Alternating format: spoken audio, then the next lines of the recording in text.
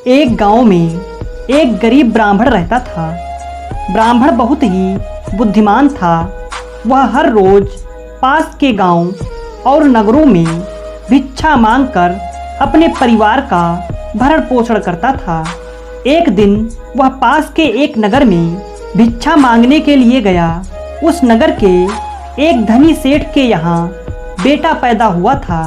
इसी खुशी में उस सेठ ने ब्राह्मण को भिक्षा स्वरूप 100 स्वर्ण मुद्राएं दी। ब्राह्मण को आज से पहले इतना धन भिक्षा स्वरूप कभी नहीं मिला था।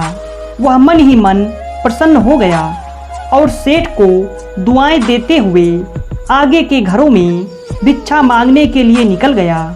दूसरे घरों से उसे रोज की तरह आटा मिला था। उस रोज ब्राह्मण ने अपने घर को लौटते समय स्वर्ण मुद्राओं को आटे के अंदर छिपा लिया, जिससे किसी को अनुमान ना हो कि ब्राह्मण के पास स्वर्ण मुद्राएं हैं। वह रास्ते में यह सोचकर खुश था कि अब उसकी सभी मुसीबतें समाप्त हो जाएंगी और वह आराम से अपने जीवन को व्यतीत करेगा। लेकिन तभी रास्ते से गुजरते समय ब्राह्मण को डाकुओं का गिरोह मिला। डाकुओं के सरदार ने ब्राह्मण से कहा, ए ब्राह्मण, तेरे पास जो कुछ है हमें दे जा, नहीं तो तुझे अपने प्राणों से हाथ धोने पड़ सकते हैं। यह बात सुनकर ब्राह्मण डर गया, लेकिन उसने धैर्य और बुद्धिमानी दिखाते हुए डाकुओं के सरदार से कहा, डाकू भाई, मेरे पास 100 सोने की मुद्राएं हैं, वह ले लो, लेकिन मैं आपको यह आटा नहीं दे सकता। ब्राह्मण के मुंह से यह बात सुनकर डाकुओं का सरदार अचरज में पड़ गया। डाकुओं के सरदार ने कहा, क्यों रे ब्राह्मण, ऐसा क्या है तेरे इस आटे में जो कि सोने की मुद्राएं देने के लिए तैयार हो गया है?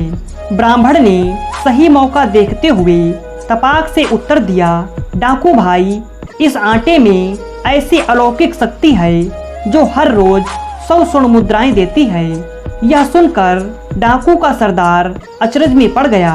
डाकुओं ने सोचा, क्यों ना आटे को ही ले लिया जाए, जिससे हर रोज 100 स्वर्ण मुद्राएं प्राप्त होंगी और हम माला माल हो जाएंगे। डाकुओं ने ब्राह्मण से आटा छीन लिया और उसकी 100 स्वर्ण मुद्राएं देकर उसे भगा दिया। इस तरह ब्राह्मण ने अपनी सूझबूझ और बुद्धि की कुशलता से अपनी जान और स्वर्ण मुद्राओं को बचा लिया।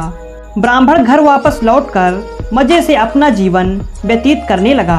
अगर आपको हमारी कहानी अच्छी लगी तो लाइक और शेयर जरूर करें और ऐसी ही कहानियाँ सुनने के लिए हमारे चैनल को सब्सक्राइब करना बिल्कुल ना भूलें।